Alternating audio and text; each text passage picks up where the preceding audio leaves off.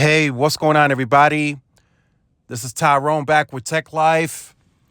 And AT&T's earnings call ended, and we got some more info and a outlook and a guidance for 2022.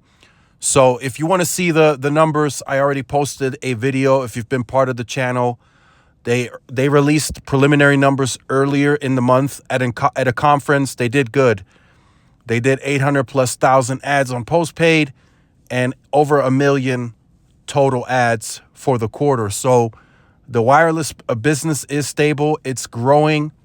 And the fiber as well, over 200,000 for the quarter, like 241,000 fiber ads, and then another year of over 1 million ads on fiber for the year. So a lot of people are a bit skeptical of the outlook for AT&T. Analysts across the market, they're a bit confused as to why AT&T is so behind on C-band and why they only launched 8 metro areas, and within those markets, they said it was only in selected areas. So very, very limited deployment coming from AT&T and C-band. They didn't seem as engaged during the last analyst day last year. They said they would only have 75 million covered by the end of 2022. Recently, we got a statement from AT&T saying that they wouldn't even hit the 70 to 75 million pops covered that they originally guided. So there's been a lot of confusion in the market about AT&T. They cleared some of that up in this earnings call, and it's starting to look a bit better, but we have to see this come to fruition. We have to see the deployment engine. We have to see how quickly they can do it. And of course, we have to see how AT&T prepares for this. Are they going to have enough stock in the warehouse? Are they still going to blame supply chain issues? So for the year on the capital, there is a $24 billion range on gross capital, and then the capital expenditure will be $20 billion range. So they're going to spend $20 billion this year. So that'll be split. Some of that will still go to media in the first half of the year. Once the media spinoff is complete, which AT&T is now very confident that will happen before July of this year. Before July of this year, we will have the merger or the spinoff into Discovery Plus completed, or Discovery.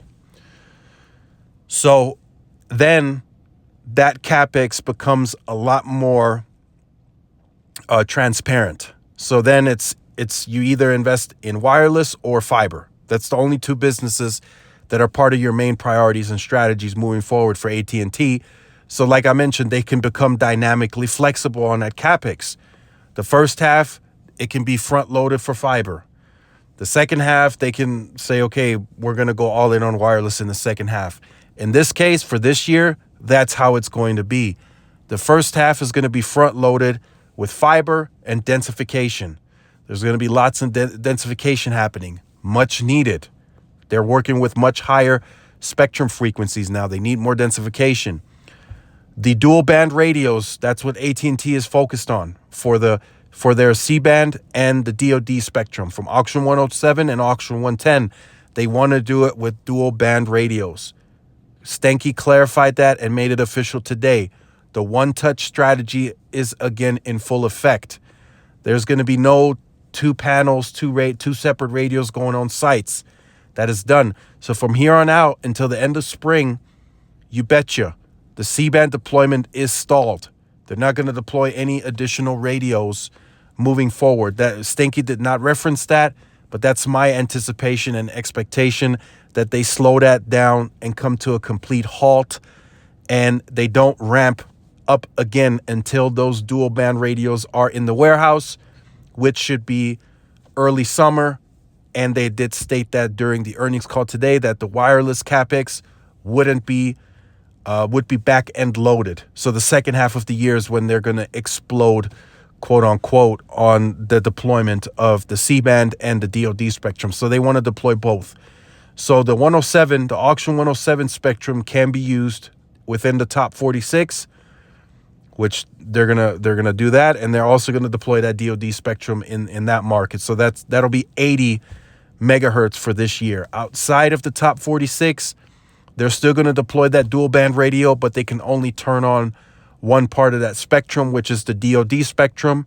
So that'll be 40 megahertz outside of the top 46.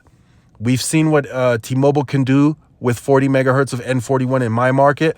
So I'm not too concerned about AT&T deploying only 40 megahertz outside of the top 46. In most cases, unless Verizon does get early clearance, AT&T will have 40 megahertz in areas where Verizon can't even turn on C-band at all until December 2023. Unofficially, they're trying to get early clearance, but until that is publicly known that they are going to get it, they still only are able to gain clearance until December 2023, until the early clearance is made official. So that's an advantage that AT&T has now. They can deploy El Paso, Albuquerque, Tucson. Those are some of the markets that won't clear the B or C block until 2023 December. AT&T can now deploy in those markets this year and turn it on with 40 megahertz. So they'll have a bit of an advantage in those areas. Actually, they have it nationwide, so they can deploy wherever they choose to. They can go rural. They can deploy it anywhere outside of the top 46 PEAs. So my prediction is this year they go big in the top 100 PEAs with that dual band radio. They'll turn on 107 and 110 in the top 46. And outside of the top 46, they turn on the DoD spectrum all the way up until the top 100 PEAs. That's my anticipation. They said they are still on target of hitting their 200 million covered pops with the DoD and C-band spectrum by the end of 2023. I do anticipate they will exceed that number as well, just like I anticipate T-Mobile and Verizon to exceed their numbers. Just remember, those are guidance given. They usually underpromise and overdeliver. Verizon has done it. They underpromised, overdelivered. T-Mobile, of course, has done that. And AT&T, I predict, will be able to underpromise and overdeliver as well. So let me know what you think about this in the comment section down below. A lot of work up and coming for AT&T. They have to densify. They have to tighten that grid. They know they have to, whether that be with C-RAN, small cells, or macros, they have to densify. There's no way around it. They can no longer avoid it. They have to do it, because if not, it's going to be like the experience people had with Band 41 on Sprint. It's going to be a roller coaster. You'll have Band 41 in some areas, and then boom, there's a drop off because there's not enough density to make it continuous coverage from the mid-band. So AT&T will have to densify. It's going to be a big year for them. They'll be busy. They will be behind on the competition. But again, that C-band deployment does not end at the end of 23. I know T-Mobile will be at 300 plus covered with N41 by the end of 23.